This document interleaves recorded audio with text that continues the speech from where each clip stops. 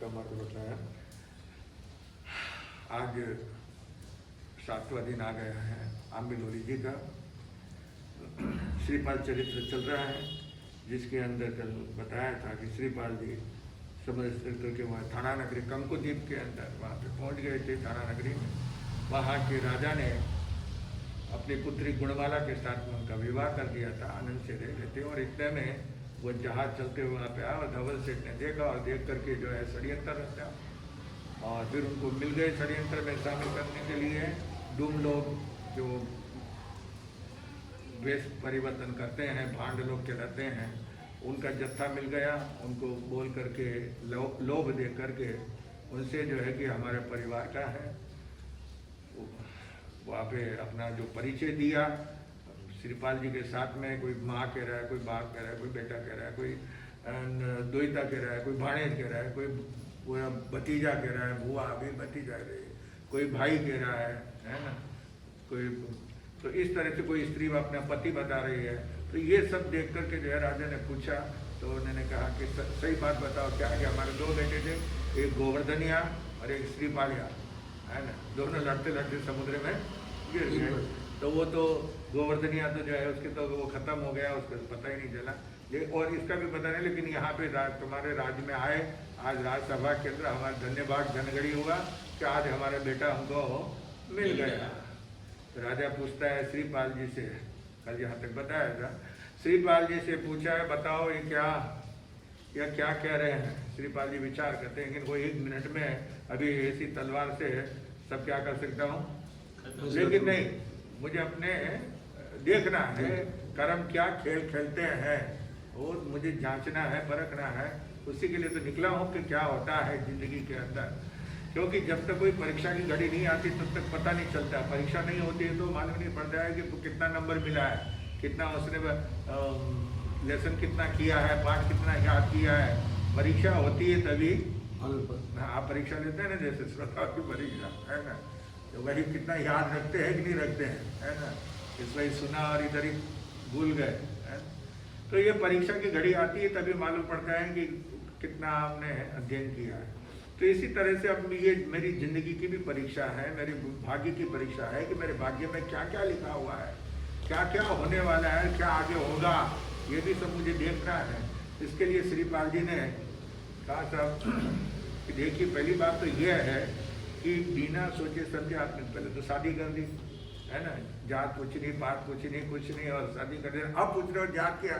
तो आप सुनिए, ये मेरा परिवार है, मैं भांड का जन्मा हो, ये मेरे माँ बाप है, ये मेरे भाई बहन वगैरह सारा परिवार, ये भांडों में मैंने जन्म लिया, मैं भांड हूँ, बताइए अब क्या करोगे। राजा साहब ने एकदम क्रोधित होकर कहा तुमने हमारा वंश को बिगाड़ दिया, हमारे दाग लगा दिया वंश के अंदर, तुमने झूठा मतलब झूठे बन करके जो है हमको भ्रष्ट किया है।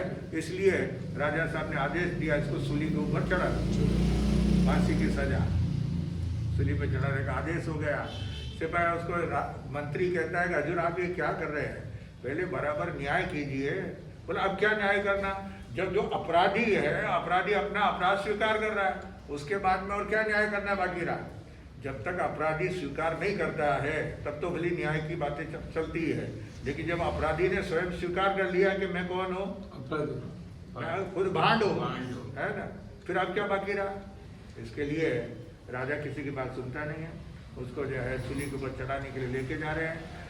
दासी को मालूम पड़ा, दासी ने महारानी को जाकर गुणमाला को जाकर राजकुमारी को खबर दी, क्या तुम्हारे पिता जो है तुम्हारे पति पर नाराज हो गए हैं और उन्होंने उनको सूली की सजा मृत्युदंड दिया है और उनको सूली के ऊपर चढ़ाने के लिए करके जा रहे हैं। ये सुनकर के सीधी आती वो अपने पिता के पास में, राजा के पास में आकर के कहती आप ये क्या कर रहे हैं। जब विवाह कर दिया तो वो दामाद हो गए। अच्छा आप दामाद मानो मत मानो, लेकिन मैं तो अपना पति मानती हूँ ना, मैंने तो उनके साथ में विवाह हुआ है, इसलिए आप जो है किसी की भी बेटे को इस तरह से आप फांसी के ऊपर नहीं चढ़ा सकते, ऐसे मृत्युदंड आप नहीं दे सकते हैं। लेकिन राजा सुनता नहीं है, बस मैंने ऑर्डर दे दिया तो दे दिया, अब कोई बदलाव नहीं होगा। वह राजकुमारी सीधी आती है श्रीपाल के पास में और आकर के कहती है आप स्वयं कोटि भट्ट बलवान है, शक्तिशाली है, तो फिर आप अपनी ताकत क्यों नहीं बता रहे? क्यों चुपचाप खड़े हैं? क्यों जो है आप ये सूली के ऊपर चढ़ने के लिए तैयार हो गए? शक्ति अपने पास में है तो शक्ति का क्या करना चाहिए? अभी समय के ऊपर आप नहीं बताओगे तो फिर वो आपकी शक्ति क्या काम आएगी? तो आपको ऐसा वो प्रत्यक्ष प्रमाण दो कि जिससे जो है राजा साहब को विश्वास हो जाए कि आप भांड नहीं हो, आप क्षत्रिय हो, राजकुमार हो, राज्य के राजा हो एक देश के, तो इसलिए आपको क्या करना चाहिए? बताना चाहिए। तो कहा देख अब मैं अपने मुंह से तो क्या कहूँ, एक काम करो, समुद्र के किनारे जहाज आए हुए हैं, उसमें जहाज के अंदर 2 स्त्रियां हैं, मदन सेना और रेन मंजूषा है ना, उनको जाकर के पूछो, वो मेरा परिचय वो देगी मेरा परिचय। तो गुणमाला ने वो सूली के ऊपर चढ़ाने वाले से कहा कि मैं जा रही हूँ, मैं जब तक नहीं आती हूँ तब तक सूली के ऊपर नहीं चढ़ा सकते, नया आदेश नहीं आए। तो बोले मैं राजा का आदेश है। क्या होता है, बड़े आदमी ने आदेश दिया ना, राजा ने आदेश दिया तो पालन करना पड़ेगा, नहीं तो राजा मुझे सूली पे चढ़ा देगा। मैं कुछ नहीं जानती हूँ, वो राजा है तो मैं भी राजकुमारी उस देश की, क्या मेरा भी पावर है, मैं भी बेटी हूँ इस राज्य कुल की राजकुमारी हूँ, इसलिए मेरा आदेश है कि जब तक मैं वापस नहीं आऊँ, नया आदेश नहीं आए, तब तक तुम सूली के ऊपर नहीं चढ़ा सकते। रोक करके दौड़ती हुई राजकुमारी जाती है दासी को लेकर के साथ में, सीधे समुद्र के किनारे पर जाकर के वहां पे आवाज लगाती है, ओ मदन सेना रेन मंजूषा, मदन सेना रेन मंजूषा। आवाज देनी पड़ती है ना, क्योंकि वो जहाज के अंदर है, तो अब आवाज जाएगी तभी तो। और वो जहाज के अंदर वहां पे जाने के लिए साधन होना, वो रेती के ऊपर बाहर ही खड़ी हुई है समुद्र के किनारे के ऊपर। जब वो दोनों सतियों के राजकुमारियों के कानों में आवाज जाती है, कोई हमारा नाम पुकार रहा है, यहाँ प्रदेश के अंदर हमारा कोई रिलेशन नहीं, हमारे कोई सगे संबंधी नहीं, हमारी कोई जान पहचान नहीं, पहले हम आए हुए नहीं, और यहाँ पे हमारा नाम क्या किया जा रहा है, पुकारा है। कौन पुकार रहा है? तो वो अपने केबिन में से बाहर आती है, डेक के ऊपर, किनारे के ऊपर जहाज के, और देखती है तो दूर जो है रेती के अंदर समुद्र के किनारे के ऊपर जो है स्त्रियां खड़ी हुई है, उसमें से वो आवाज कर रही है, बोले हमारा नाम क्यों पुकार रहे हो, कौन हो तुम? तो उसने जो है अपने आंचल फैलाया कि मैं तुम्हारे पास में अपने पति की भिक्षा मांगने के लिए आए हो। क्या? अपने पति की भिक्षा मांगने के लिए आए हो। श्रीपाल कौन है, क्या है, कहाँ के हैं, क्या है, जरा परिचय बताओ। तो बोले तू कब से जानती है श्रीपाल को? बोले अभी बात करने का टाइम नहीं, नीचे उतरो पहला, आओ पास जाओ। दोनों आती है, बोले क्या बात है? तो बोले ऐसा राजा साहब ने जो है उनको, मेरे साथ में शादी हुई है, समुद्र से तिर करके आए थे, शादी हुआ, और अब जो है राजा साहब क्या कर रहे हैं पता नहीं क्या हो गया, वो कह रहे हैं कि उसको सूली के ऊपर चढ़ाने का आदेश दिया, मैं सूली रोक करके आई हूँ, इसलिए चलो। बोले कौन चढ़ा सकता है उनके सूली के ऊपर?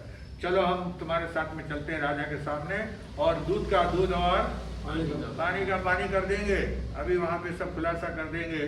सीधे राजसभा के अंदर आए, और आकर के दोनों सतियों ने जो है कहा कि देखिए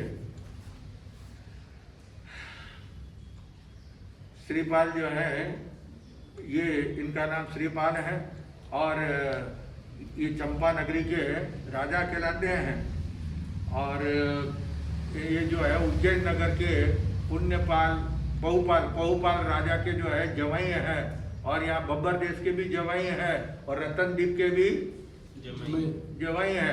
हम रतनदीप की राजकुमारी है, ये बब्बर देश की राजकुमारी है, और इनका पहले विवाह हो चुका है उज्जैन नगर के सम्राट पहुपाल राजा की पुत्री मैना सुंदरी के साथ में, और ये चंपा नगरी के राजा है। इनको कौन जो है भांड कह सकता है, कौन डूम बना सकता है? फिर उन्होंने सारी बात बताई कि इस तरह से समुद्र में गिरे हैं। तो वो धवल सेठ ने, किसने गिराया? धवल सेठ ने गिराया है, और यहाँ पर भी वो कारस्तानी वही कर रहा है, धवल सेठ ने ही सब नाटक रचा। राजा साहब सुन करके कि चंपा नगरी के राजकुमार राजा सिंहरथ राजा इनके पिता, कमल प्रभा उनकी माता, राजा सुन करके वो कहता है कमल प्रभा तो मेरी बहन है। क्या? हाँ, कंकुद्वीप के थाना नगरी के राजा की बहन थी, छोटी बहन कमल प्रभा, यानी श्रीपाल जी की माता, है ना। तो क्या हो गए वो श्रीपाल और वो, अरे श्रीपाल और क्या लगते होंगे? हाँ तो बोलो तो विचार में पड़ गए। मामा भाणेज है, बहन का बेटा है श्रीपाल। अरे कितना बड़ा अनर्थ हो जाता। मैंने तो सूली के ऊपर चढ़ाने का हुक्म दे दिया, और वो कौन है, कौन निकला? मेरा भाणेज, बहन का बेटा। क्या इतिहास में काला मुंह हो जाता मेरा? माफी मांगते हैं। श्रीपाल कहते हैं कि आप ये संबंध अलग रखिए, लेकिन आप राजा हैं, और राजा होकर के न्याय कैसे किया जाता है वो आपका न्याय देख लिया। क्या राजा, आप राजा के राज सिंहासन पर बैठे हैं, वो न्याय का सिंहासन है। राजा होता है प्रजा वत्सल होता है, प्रजा की देखभाल करने वाला होता है, लोगों की सुरक्षा का उसके ऊपर अधिकार होता है, ध्यान देना, जनता की रक्षा करना, यह आप राजा का क्या होता है, अधिकार होता है। लेकिन आपने क्या बार बार मामा जी जो है श्रीपाल जी से क्या करते हैं, माफी मांगते हैं कि भाई गलती हो गई, है ना। दोनों कान पकड़ करके उठक बैठ है, तो नाक रगड़े जमीन पे, है ना, बार बार माफी मांगे। ठीक है, मामा है, मामा भांजा का तो क्या रहता है, प्रेम रहता ही है ना, है ना। अपने मारो ने उधर वो बोलते थे कि मामा मामा भूख लगी खा ले बेटा मूंगफली, मूंगफली में दाना नहीं, तू भी मेरा मामा नहीं। वो तो स्वार्थ की बात हो गई, क्योंकि अगर मूंगफली में दाना नहीं है तो मामा भी मामा नहीं है। खाने को दे, अच्छी तरह से रखे, संभाले, माँ प्यार करता है। मामा जो होता है ना, भाणेज का क्या करते हैं बोलो, है ना, भाणेज का प्यार करते हैं, मामी प्यार करती है, बुआ प्यार करती है।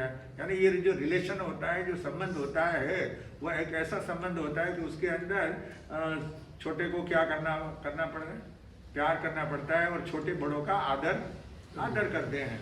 तो ऐसे जो है यहाँ पे श्रीपाल जी को राजा साहब बार बार माफी मांगते हैं, और वह आप आनंद के साथ में। लेकिन राजा ने कहा कि वो भाण लोगों को बुलाओ। वो तो अपना काम करके वहां से खिसक गए थे, लेकिन राजा का जैसे आदेश हुआ, वो सूली तो कैंसिल हुई, और सिपाही दौड़े पकड़ने के लिए। किसको पकड़ा? भाण लोगों को। उनको पकड़ करके लेके आए। राजा साहब ने पूछा, ये तुम्हारा क्या लगता है, सच बोलो, और नहीं तो अभी हंटर पड़ेंगे, मार पड़ेगी। तो मार के आगे भूत भागता है ना। अभी मार ऐसी चमड़ी उधर जाएगी तुम्हारी, तो अब मार के आगे तो भूत भागते हैं। और मार क्यों मार खाए मुफ्त के अंदर, है ना, सारा परिवार वालों को मारेंगे। इसलिए उन्होंने कहा साहब देखिए, अब तो लोभ में आ गए, हमको पैसा दिया था, और पैसे की वजह से हमने ये काम किया, इनको तो हम जानते भी नहीं है। वो तो उसने बताया था। किसने बताया? वो धवल सेठ ने बताया था। वो धवल सेठ ने कहा था कि इनको जो है, ये जो राजा का जमाई है, इनको भांड बना दो, इसलिए हमने भांड बना दिया था। तो हमारा इसमें और कोई अपराध नहीं है। बोले तुमने लव अवध, यानी भांड लोग को भी हिंसा करना, उनको मृत्यु दंड देना भी राज्य के अंदर अवैध होता था। इसके लिए उन्होंने कहा कि हम तुम्हें क्षमा करते हैं, लेकिन परंतु तुम हमारे राज्य में अब नहीं रह सकते, हमारी राज्य की सीमा के बाहर निकल जाओ। अगर राज्य में तुम नजर आए तो फिर तुम्हें मृत्यु दंड देंगे। इसके लिए एक बार तुम्हें खुली चुनौती देकर के हम क्या कर रहे हैं, रवाना कर रहे हैं, यहाँ से चले जाओ। क्षमा किया है, चले जाओ, लेकिन दोबारा राज्य में नजर नहीं आना। अगर राज्य में पांव भी रख दिया दोबारा तो फिर तुम्हारी खैर नहीं है। उनको रवाना किया, और फिर सिपाहियों को भेजा, पकड़ो किसको, धवल सेठ को पकड़ के लेके आओ। धवल सेठ तो वो अपना का उनको पैसे दे करके, वो भी जहाज में बैठ करके जहाज चला दिया था उसने तो ना, है ना, कि भाई यहाँ से क्या करें, खिसक जाए। लेकिन बाद में राजा की जो है नाव जो है जाती है, लोग और जाकर के सारे जहाजों को घेर करके उनको वापस लेकर के आते हैं। धवल सेठ को मुस्किया बांध करके, हथकड़ी बेड़ा पहना करके उनको जो है घसीटते हुए लेकर के आए राज्यसभा के अंदर।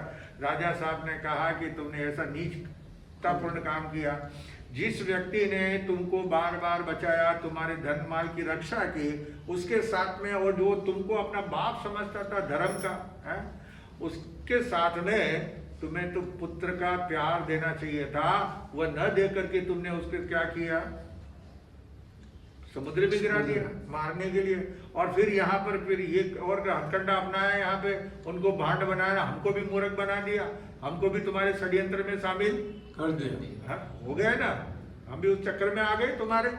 और हमने जो है अपने जवाई को क्या कर दिया, फांसी की सजा, सूली की सजा चढ़ाने का हुक्म दे दिया। राजा साहब कहते हैं इसको मृत्यु दंड दे दिया। तब श्रीपाल जी कहते हैं कहा अजो ये मेरा धर्म का बाप है। देखिए, भलो आदमी भली विचारे, बुरी विचारे बांधो, एक वाणी में उपजे खरबूजे ने कांदो। क्या भला आदमी होता है, सच्चा आदमी होता है, भलाई का काम करने वाला होता है, बुरे के ऊपर भी भलाई का करने वाला होता है, वो हमेशा अच्छी बात सोचता है। तो यहाँ पे श्रीपाल जी के साथ में ऐसा व्यवहार धवल सेठ ने किया, लेकिन उसके लिए धवल सेठ के लिए जो है अभी भी उनके अंदर क्या है कि मेरे धर्म का बाप, क्या कैसा भी जो कुछ भी किया मेरे कर्म योग थे, आप इनको क्या करो, क्षमा करो। क्षमा कराया, सजा टलाई, बंधन मुक्त कराया, और फिर उनको सिंहासन के आसन दिलाया, कुर्सी दिलाई सभा के अंदर, सम्मान दिलाया राजा के हाथों से धवल सेठ को, और सम्मान दिलाया, पान का बीड़ा दिलाया। ये थी उनकी उदारता, कितना परोपकारिता, कितना दया का भाव। जो उसके साथ में बुरा कर रहा था उसको भी उन्होंने क्या कर दिया, सम्मानित किया है, जीवन दान दिया। अब यहाँ पे आनंद के साथ में अपने घर में श्रीपाल जी ने जो 7 मंजिल का महल था, श्रीपाल जी 7वें मंजिल में अपनी तीनों पत्नियों के साथ में वहाँ पर रहते हैं, और उनको नीचे जो है रहने के लिए उतर चढ़ करने के, क्योंकि पहले जमाने में लिफ्ट नहीं होती थी तो उतर चढ़ करना पड़ता था, तो इधर सेठ को क्यों ऊपर चढ़ाना, इसके लिए जो है उनको नीचे ठहरने जगह उनको दे दी गया है। मकान पूरा आनंद के साथ में रहो, घूमो फिरो, खाओ, सब अच्छी व्यवस्था कर दी गई। लेकिन अब वो निशासा छोड़ता है कि पहले 2 थी अब 3 हो गई। क्या पहले 2 थी, है ना, और अब यहाँ भी यहाँ का भी ये जमाई बना हुआ है, अब 3-3 रानियां हो गई। तो अब इसको जो है क्या करना है, खत्म करना है। अब हाथों हाथ ही खत्म करना है, अब जिंदा नहीं छोड़ना है। क्या जिंदा, वो तो ये करंट बार बार जरा है, तो कितनी बार चल गया, 8-10 बार गया। अच्छा, हाँ। तो जिंदा नहीं छोड़ना है, उसके लिए जो है उसने क्या किया, एक दिन रात में वो एक गो जानवर होता है, जैसे गो, जैसे मगरमच्छ होता है ना, छिपकली होती है ना, इसी तरह का एक गो होता है, लंबा बड़ा होता है ना, है हाँ वही वो उसमें रस्सी बांध करके उसको ऊपर फेंकते हैं, जहाँ भी उसको दीवार पे जा पड़ती है ना, वहाँ पे वो चिपक जाती है। फिर उसको उसके सारे आदमी जो है वो क्या करते हैं, ऊपर चढ़ते हैं। तो वो गो जानवर लेके आया और फिर उसको जो है ठेठ 7वें मंजिल के ऊपर जो है भेज दिया, उसको वहाँ पे उसको चिपका दिया। और अब वहाँ से रस्सी के सारे रात में जो है कि रात में सोए हुए होंगे, उस समय ऊपर जाऊंगा और जा करके जो है सोए हुए श्रीपाल को क्या कर दूंगा, खत्म कर दूंगा। तो इसलिए वो कटार हाथ में लेकर के, छुरा है ना, उसको कटार बोलते हैं, बड़ी जो चाकू होता है छोटा होता है ना, और छुरा होता है थोड़ा बड़ा होता है ना, कटार भी बड़ी होती है, बहुत तेज होती है, उसको काटो गर्दन एकदम क्या हो जाती है, कट जाती है। तो बस वो हाथ में लेकर के जो है वो रस्सी के सारे ऊपर चढ़ा, 1 मंजिल 2 मंजिल 3 4 5 6 7वें के ऊपर जैसे वो चढ़ रहा था, बस मुंडे के ऊपर हाथ पकड़ना था दीवार के ऊपर, और उसका हाथ फिसल गया, छूट गया रस्सी से, दोनों हाथ छूट गए।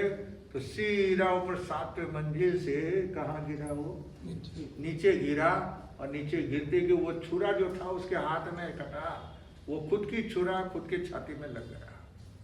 नीचे जैसे गिरा वो छुरा खुद के लग गया उसके, और उसी समय वो मृत्यु को प्राप्त हो गया। 7वें मंजिल पे चढ़ रहा था, 7वें मंजिल पे तो नहीं चढ़ा, वो 7वें नरक में चला गया। कहाँ चला गया, 7वें नरक, क्योंकि काम ऐसा किया था उसने। ऐसा काम करने के कारण जो है वो 7वीं मंजिल से सीधा 7वीं नरक में चला गया। देखिए कर्म मनुष्य जो है करते हुए हंसते हंसते कर्म बांटता है, लेकिन फिर बाद में जब कर्म उदय में आते हैं तो रोना पड़ता है। इसलिए ज्ञानी क्या कहते हैं कि ऐसे कर्म मत करो कि जिससे जो है, यानी देखिए सज्जनता थी श्रीपाल जी की और दुर्जनता थी उस धवल सेठ की। दुर्जन जो होता है वह अपना स्वभाव छोड़ता नहीं है, कितना भी लाख उपाय कर लो तब भी जो है वो सामने आपके सामने तो हाँ हाँ कर लेगा, लेकिन पीठ पीछे वापस अपनी दुर्जनता वो छोड़ेगा नहीं।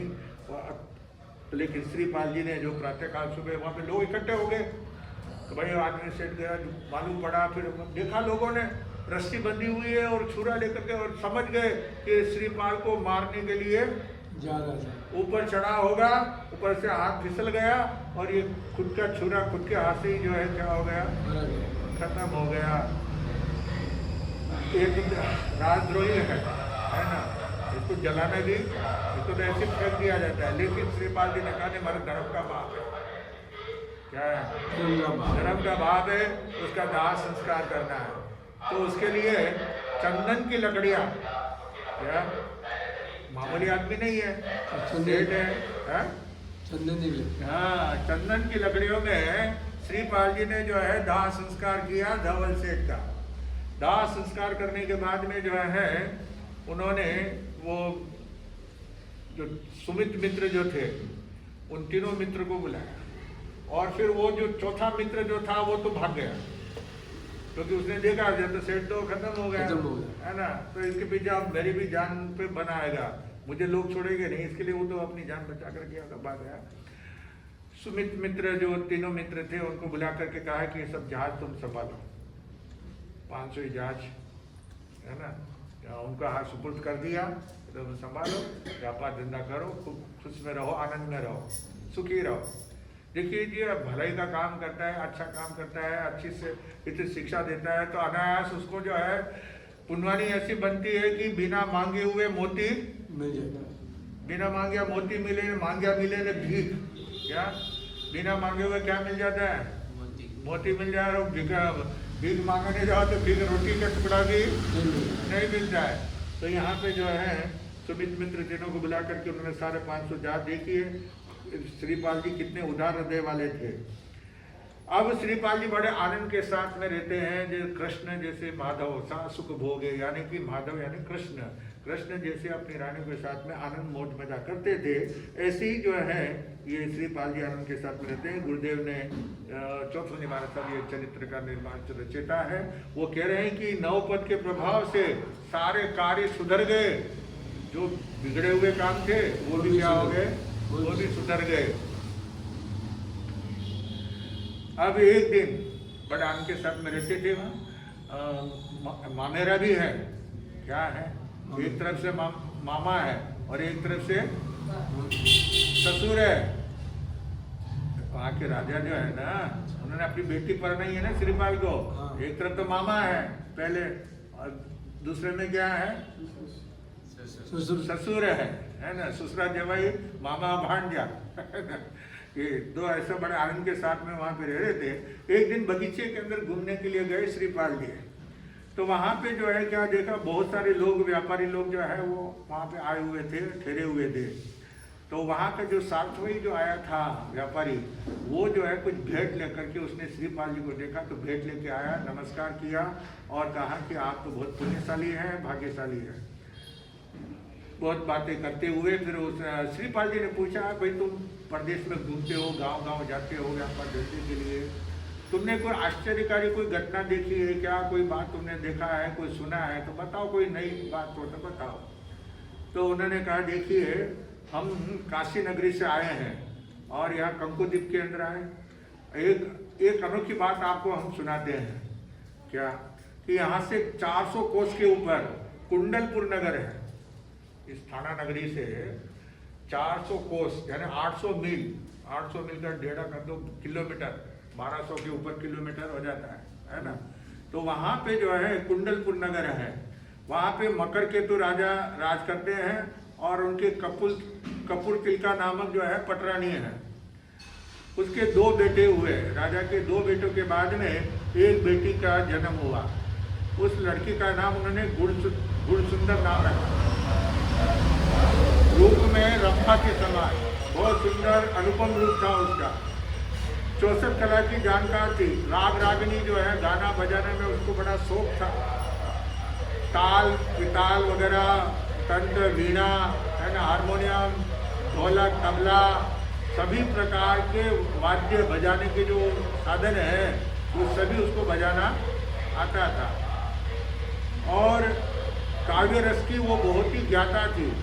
कौन सा स्वर चल रहा है, पंचम स्वर चल रहा है, सप्तम स्वर चल रहा है, ये स्वर का उसको पूरा ज्ञान था। कोई गीत गाते हैं तो गीत की लय कैसे उठाते हैं, गीत एक तो ऐसे गा लेते हैं, वो नहीं, पहले धीरे से उठाया जाता है, फिर आप बीच में आवाज़ उसकी क्या होती है, तेज होती है, फिर लास्ट में वापस आवाज़ क्या होती है, धीरे होती है। लय जो होती है, और लय टूटनी नहीं चाहिए, अक्षर आगे पीछे नहीं होना चाहिए। तो ऐसा पूरा उसको ज्ञान है। तब उस अनेक शास्त्र वगैरह उसने सीखे हुए हैं, तो उसने विचार किया कि जीवन साथी ऐसा चुनना कि जो बराबरी का हो, पूछ वगैरह अपने को नहीं चाहिए, यानी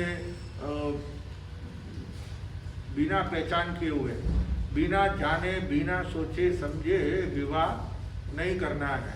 इसलिए एक प्रतिज्ञा उसने धारण कर ली कि जो मुझे वीणा वादन के अंदर जो मुझे हराएगा, क्या जो मुझे हराएगा वो जीत जाएगा, उसके साथ में मैं विवाह करूंगी, चाहे वो कोई भी हो, चाहे राजा हो, चाहे सेठ हो, चाहे मंत्री हो, उमराव मुसती हो, कोई भी हो, साधारण आदमी हो, गरीब हो, कोई भी हो, लेकिन होना चाहिए वीणा वादन के अंदर मुझे हराने वाला, जो मुझे हराएगा उसके साथ विवाह करूंगी। ऐसे उसने प्रतिज्ञा ले ली। तो अब जैसे उसने ये प्रतिज्ञा ली है, तो गांव-गांव के अंदर लोग जो है सब काम धंधा तो छोड़ दिया, और सबके मन में है कि अपन वीणा बजाना सीखें, और वीणा बजाना सीख लेंगे तो राजकुमारी को जो है क्या करेंगे, वीणा में हरा देंगे, और हराएंगे तो उसके साथ में हमारा क्या हो जाएगा, शादी हो जाएगी, हम राजा के जवाई बन जाएंगे, धन माल की कोई कमी नहीं रहेगी, व्यापार धंधा करेंगे, नौकरी करेंगे तो कितना मिलेगा है, और शादी हो गई तो कितना मिलेगा, बहुत सारा मिलेगा ना है? तो इसलिए सब काम धंधा छोड़ करके सभी क्या करने लगे, वीणा बजाने लगे। वो तार, वो उंगली तार होता है ना, वीणा, आपने सरस्वती के हाथ में है ना, वीणा है ना, वो तार, पूरे तार होते हैं, तुमड़ी होती है ना, तुमड़ी, उसके तरफ में वो तार जुड़े हुए होते हैं, बस उस तार को वो क्या करते हैं, बजाते, और इस प्रकार बजाते हैं कि उसके अंदर धुन निकलती है ना, धुन, जो भी राग रागिनी, जो भी अलग अलग प्रकार की धुन निकाली जाती है उसके अंदर, कम ज़्यादा करना है, थोड़ा करना है, ज़्यादा करना है, कैसे राग में करना है, तो वो सबने सीखना शुरू कर दिया। तो घर घर के अंदर, पूरे नगर में, कुंडलपुर नगर में घर घर के अंदर लोग जो है क्या कर रहे हैं, सब काम छोड़ दिया, जवान लड़के क्या, उम्र वाले क्या है ना, सभी यहाँ गाची मोची तेली भंगी छमार सब ने जो है वीणा बजाना, वो गुरुकुल जहाँ पे वीणा बजाने वाला जो शिक्षा गुरु है उनके पास में जाते हैं, और वहाँ जाकर के जो है रात और दिन बस ही अभ्यास चल रहा है। पूरे नगर में वीणा की बजने की आवाज गूंज रही है। गुरुकुल की फीस भी बढ़ गई होगी। पहले इतनी फीस वो नहीं लेते थे, वो एक ही होता था बराबर, जो देते थे सामने वाला, जो सामने वाला दे देता था, जिसके पास में जो शक्ति होती थी उसके अनुसार वो दे देता था, वही स्वीकार कर लेते थे, वो उनका मानतान नहीं होती थी। तो इस प्रकार जो है सभी वहाँ पे लोग सीख रहे हैं।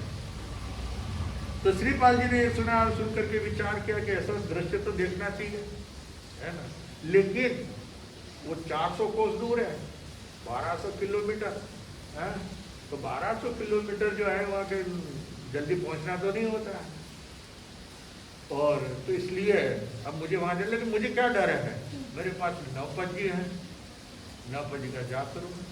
तो रात में उठे है ना, और उठ करके तो हो करके और एक ध्यान लगा करके नवपंजी का क्या किया, जाप शुरू किया। नवपंजी का जाप शुरू करते ही जो है उनके सामने विमलेश्वर देवता नौकार का आराधक देवता वो सामने आकर के खड़ा हो गया और पूछता है आप क्या चाहते हैं, आपकी क्या इच्छा है, क्या इच्छा पूरी करूँ आपकी। कहा कि मेरी इच्छा तो ये है कि मैं जगह जगह जहाँ जहाँ भी कौतुक वगैरह हो तो वो देखने के लिए जाऊँ, लेकिन मेरे पास में जाने के लिए साधन एक एक जगह पे जाऊँ तो कितना टाइम लगेगा। बोले बस एक ही सी बात है, फिक्र मत करो, मैं आपको जो है विद्या देता हूँ। एक माला दी उन्होंने, इसको पहन और इसका स्मरण करना, 9 बजे का स्मरण करके इसको धारण करके मन में चिंतन करना, जहां तुम जाना चाहोगे वहां पहुंच जाओगे। दूसरी बात इसके अंदर विशेषताएं उन्होंने बताई कि दूसरी बात यह है कि जैसा तुम रूप बनाना चाहोगे वैसा रूप बन जाएगा, रूप परिवर्तन है ना, जैसा भी बनाना चाहो। तीसरी बात, तुम्हें जो ज्ञान तुमने नहीं सीखा है वो भी तुम चिंतन करोगे तो वो ज्ञान भी तुमको प्राप्त हो जाएगा और उस ज्ञान में तुम्हें कोई हरा नहीं। और चौथी बात, कोई बीमार है, किसी को जहरीला सांप वगैरह, बिच्छू वगैरह जहरीला जानवर ने अगर काट लिया है तो इस माला को धो करके उसके ऊपर पानी वो डालोगे, उसके मुंह में पानी डालोगे, उसका जहर क्या हो जाएगा, दूर हो जाएगा। देवता ने क्या किया है, पर माला दे दी है और देवता ने कहा कि हमेशा 9 पद का जाप करते रहना और जब कभी मेरी आवश्यकता पड़े तो मुझे याद करना, मैं आपकी सेवा में हाजिर रहूंगा, क्योंकि तुम 9 पद के क्या हो, आराधक हो, 9 पद का ध्यान करने वाले हो, शुद्ध मन वचन काया के साथ में, इसलिए मैं 9 पद का सेवक हूँ तो मैं आपकी सेवा में हाजिर हो जाऊंगा। श्रीपाल जी आराम से उस देवता की जाने के बाद में माला करके आराम से क्या है सो गए, अभी रात बाकी थी, सो गए। सुबह जल्दी उठे, तैयार हुए, माला गले में धारण की और मन में चिंतन किया कि मुझे कुंडलपुर के अंदर, तो इधर उन्होंने चिंतन किया और आँख खोली तो वहाँ पहुँच गए। 1 मिनट भी नहीं लगा उनको पहुँचने में, है ना, जैसे कि यहीं पहले से वहाँ पर बैठे हो। और अब वो जिधर जहाँ भी देखते हैं तो कान के अंदर सब क्या आवाज आ रही है, वीणा वादन की, और मालूम पड़ा कि वो स्वयंवर में अभी टाइम है, स्वयंवर रचने में क्या है अभी टाइम, मैं तो पहले ही आ गया, अभी टाइम है तो टाइम पास करना पड़ेगा ना, है ना। इसलिए टाइम पास करने के लिए अब वो कुबड़े का रूप बनाया। किसका?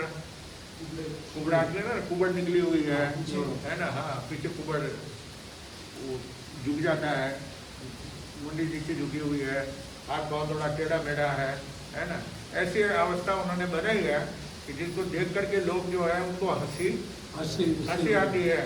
तो ऐसा रूप बना करके जो है वो कलाचारी के पास में, जहाँ पे वीणा वगैरह सीखे जाए, जहाँ पे राजकुमार, राजा, रईस, सेठ, साहूकार, मंत्री, उमराव, मुसद्दी, सब बड़े बड़े लोग वहाँ पर थे, उनके सामने वहाँ पे पहुँचे हैं। और लोग पूछते हैं कि तुम यहाँ क्यों आए, तुम किसके लिए आए, जिसके लिए तुम आए उसके लिए हम भी आए, है ना। क्योंकि पूछने की बात है, कोई आता है यहाँ पे कलाचार के पास में किस लिए आता है, सीखने के लिए आता है ना, हम भी आए सीखने के लिए। हाँ हाँ, बहुत बहुत अच्छा, तुमको ही राजकुमारी वर्ण करेगी, क्योंकि तुम्हारा रूप ही ऐसा है ना, तुम्हारे में जो सुंदरता है। मजाक क्या कर रहे हैं वो लोग, उनको नहीं मालूम है कि वो कैसे सुंदर है, उसको कुबड़े का रूप बना कर क्या है। फिर वो कलाचारी के पास में अगर वहाँ जाकर के उन्होंने अपनी तलवार निकाली, और तलवार जो है आज वो वीणा वादन जो सिखा रहे हैं गुरु, उनके सामने रखी, जो सोने की तलवार है उसके ऊपर रत्न जड़े हुए हैं, हीरे जड़े हुए हैं, है ना। वो इतनी बड़ी भेंट उसने जो रखी है, उससे कलाचारी बहुत प्रसन्न हो गए कि आज तो जो है एक ऐसा विद्यार्थी आ गया, चाहे उसका रूप चाहे कैसा भी हो, अपने को उससे क्या लेना देना, अपने को तो जो है उसने भेंट दी है। तो उन्होंने अपने पास में बिठाया उसको, बाकी सब सामने बैठे हुए हैं, उनको पास में बिठाया और अपनी वीणा जो थी वो उनके हाथ में दी, लो सीखो, है ना, ऐसा बजाओ, ऐसा तार को जो है ना हिलाओ, उंगली से करो। वो बैठ गए और कहा कि कभी वो तार क्या होता है, ढीला हो जाता है, तो वो उसको आवाज़ करने के लिए, अच्छी आवाज़ निकालने के लिए क्या कहना, उसको तो टाइट करना। टाइट करना पड़ता है, कसना पड़ता है। तो उन्होंने जोर से कसा तो उसके तार टूट गए। मजा करना उनका। तो अब जैसे वो तार टूटे हैं, वहाँ जो बैठे हुए थे क्लास के अंदर सब लोग, वो हंसने लगे, वाह वाह क्या बढ़िया विद्यार्थी आया है, ऐसे गुरु के पास ऐसे विद्यार्थी आया है। लेकिन फिर बाद में वो इस तरह से वो कुछ न कुछ हंसी मजाक वगैरह टाइम पास क्या करता है, टाइम पास करते हुए समय हुआ। और जैसे स्वयंवर का दिन आया कि राजकुमारी आज परीक्षा लेगी, बहुत बड़े मंडप बनाया गया है, सब राजा रईस राजकुमार वगैरह जो जो आएंगे सबके लिए सीट लगाई गई है, कौन कौन से देश से आए हैं वो सारी सीटें उनकी लगी हुई है।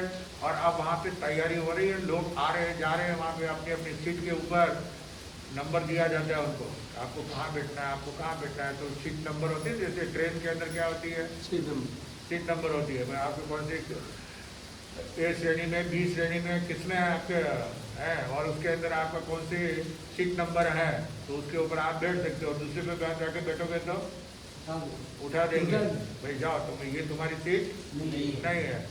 तो इसलिए अपने अपनी सीट के ऊपर सब लोग बैठे हैं। और अब राजकुमारी का भी आने का समय हुआ। इधर श्रीपाल भी जो है कुबड़े बंद करके जो है वो भी अंदर प्रवेश करने के लिए कोशिश करते हैं। तो द्वारपाल उनको रोकता है, बोले कहाँ जा रहे हो, बोले सब जा रहे हैं तो वहाँ मैं भी जा रहा हूँ। सबको तो नहीं पूछ रहे हैं ना, है ना, सभी जा रहे हैं तो मैं भी जा रहा हूँ। किस काम के लिए आओगे, जो काम के लिए सब लोग आए उसी काम के लिए मैं भी आया हूँ। बोले तुम्हारा काम नहीं है, भागो यहाँ से, तुम क्या करो, यहाँ से भागो, चले जाओ, तुम्हारी वहाँ जरूरत नहीं है। बोले भाई देखिए, कहते हैं ना पैसा फेंक तमाशा देख, ध्रुवी पैसा फेंको तमाशा देखो, है ना। तमाशा देखना है तो क्या करना पड़ेगा, थोड़ा पैसा खर्च करना पड़ेगा। बिना पैसा खर्च के तमाशा देखने को टिकट लेना पड़ेगा ना, बिना टिकट आपको कहाँ कर जाने देंगे। इसलिए श्रीपाल जी ने है कहीं कवि सम्मेलन गया ना, हरिओम पवार ने वगैरह ने आए ना, तो उन्होंने वो कहा, एक गहना निकाला सोने का और उसको दिया द्वारपाल को।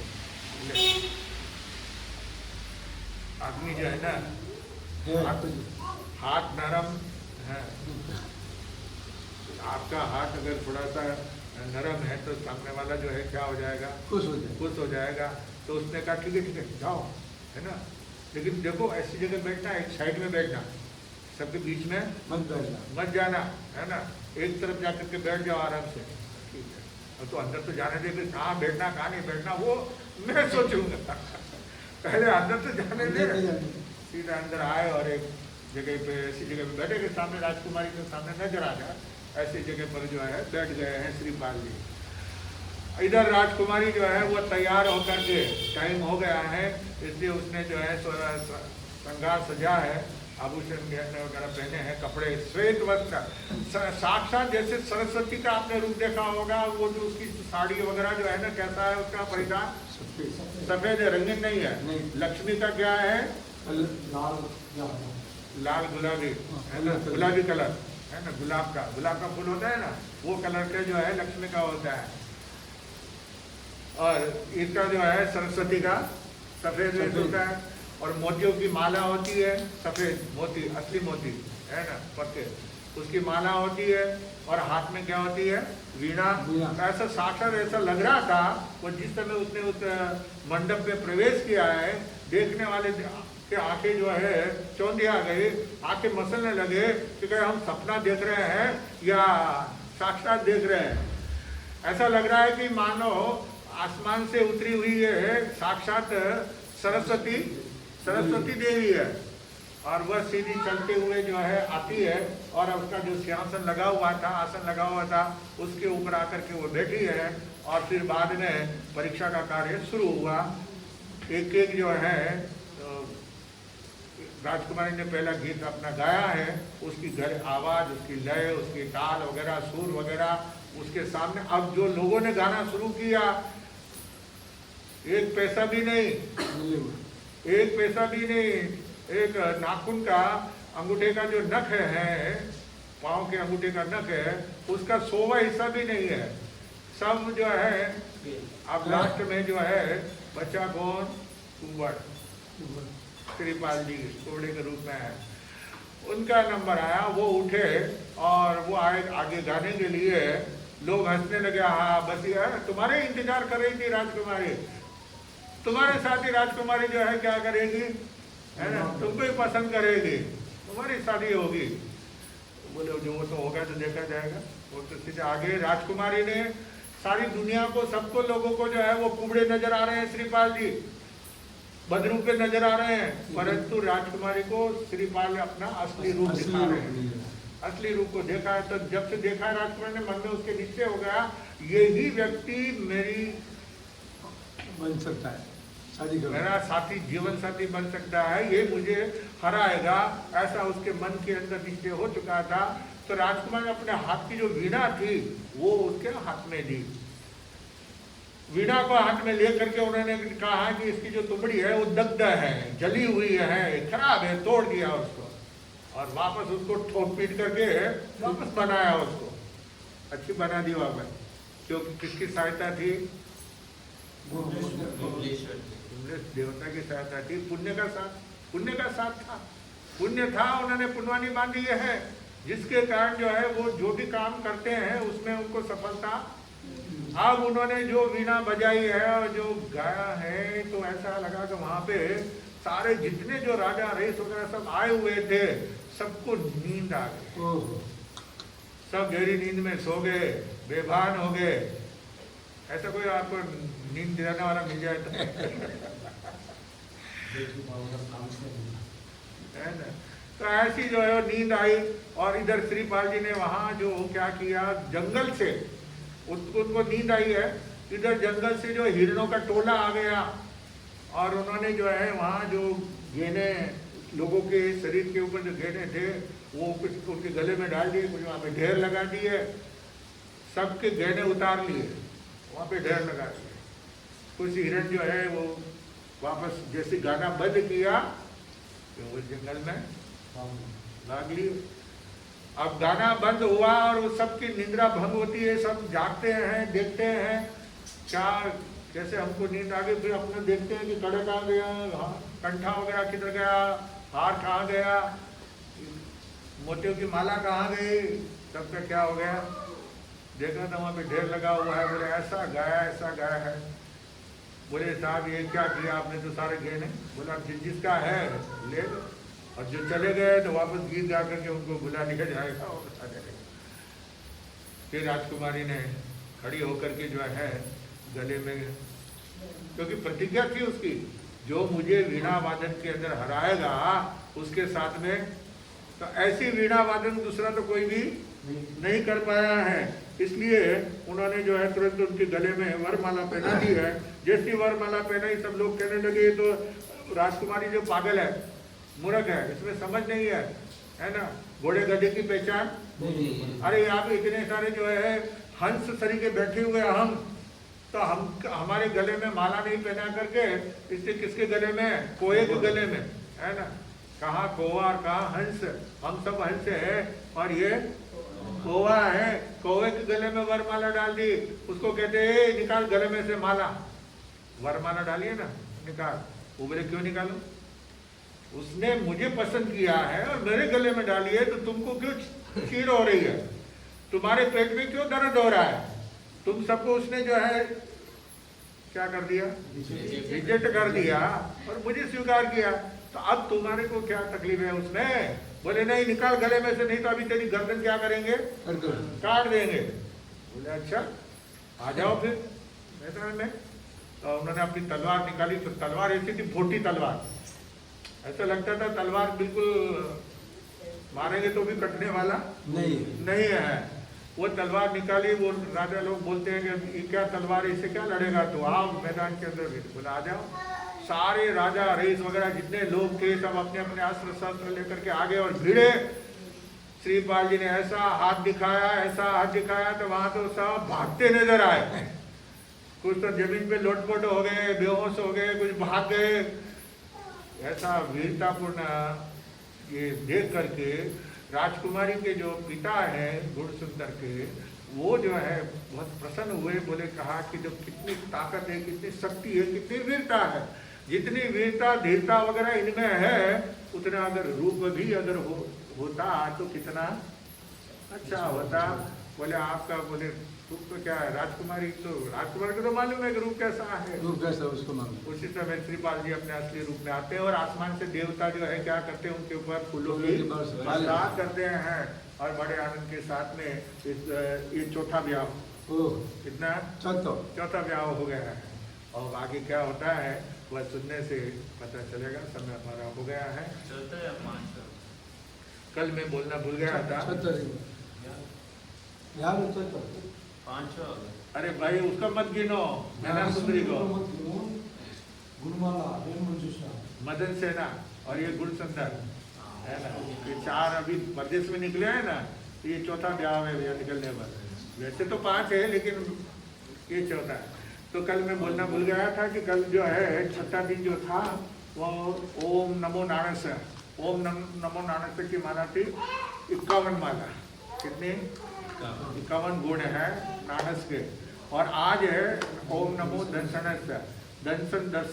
उसकी जो है 67 माला एक गुण है। उस हिसाब से जो है, और वो गुण वर्ण है सफ़ेद चावल की चीज़ें जो है वर्ण वाले, कल बोलना भूल गया था। और आज भी जो है ये चावल ही है, चारों दिन चावल ही है सफ़ेद वर्ण। तो इस प्रकार जो है ये नवपत जी की आराधना कर रहे हैं, हम भी कर रहे हैं। उनको बहुत बहुत धन्यवाद, बहुत अच्छी बातें हैं। आगे की बात कर होगी। ओम शांति। तत्काल एकासना आएंगे होली जी चल रही है। आएंगे लोगों की विजय जलानम कर्म सहनम अनंतणापकड़म नत्राकरणम सत्याकरणम। वो श्री तर आयमिल करने वालों को धन्यवाद। उपवास। आज की माला जो है वासुपूज्य भगवान 12वें तीर्थंकर वासुपूज्य भगवान के नाम की एक माला करना। और अभी जब तक नहीं खाओगे तब तक बचकान ढूंढता मनता वैसा कैसा तो सिद्ध करने के वो श्री मंगल पाठ। चतारी मंगलम अरिहंता मंगलम सिद्धा मंगलम साहू मंगलम केवली पनंतो धमो मंगलम। चतारी लोगे तुम्हारी हंता लोगे तमा सिद्धा लोगे तमा साहू लोगे तमा केवली पनंतो धमो लोगे तमा। चतारी शरणम पवज्यामि अरिहंते शरणम पवज्यामि सिद्धे शरणम पवज्यामि साहू शरणम पवज्यामि केवली परंतो धम्म शरणम पवज्यामि। अरिहंतों का शरण, सिद्धों का शरण, साधुओं का शरण, केवली प्रभुदाय धर्म का शरण। 4 शरण 4 मंगलिक 4 उत्तम और शरणानी कोई होगा। जो भवि प्राणी करे आराधन उसका अजर अमर पद।